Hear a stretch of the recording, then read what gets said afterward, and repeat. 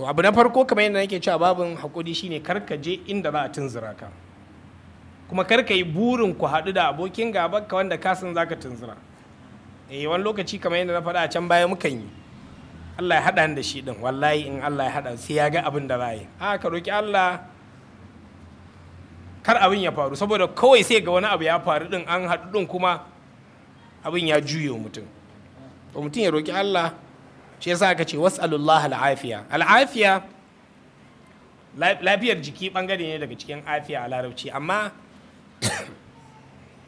afiya ana nufin shine kubuta salin alin,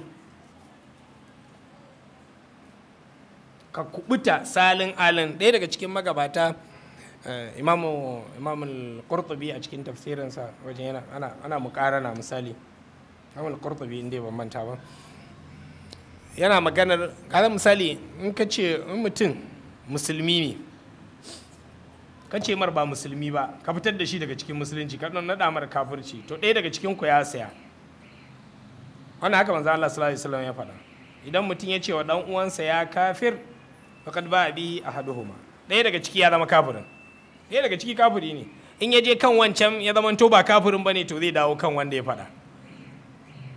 Kaga ai hatsari ne sosai mutum ya je jefa kansa a cikin kafirci. To shine sai yake faɗa, yake cewa gara waɗansu abubuwan shakka yace lana adilu bis salamati shay, yace gara ka zo kai kuskure wanda kake zaton cewa wanda kake zaton musulmi ne alhalin ba musulmi ne, ka ce mar musulmi akan ka ɗau musulmi ka fitar da shi daga cikin musulunci. An fahimci abin da yake ne? Wannan ita ce afiya din, kubutar ka da lami lafiya bashi a cikin musuluncinsa, amma ka fitar da shi to ɗaya daga cikin ku ya zama in musuluncin ya je kansa ya ta yana da la ilaha illallah muhammadur rasulullah din, to sai dawo kan mutum, sai dawo kan mutum.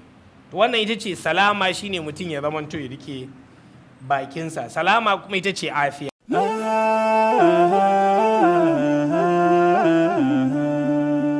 Haske mai ne ga gidan kowa Afirka TV. TV3 tafarkin rayuwa.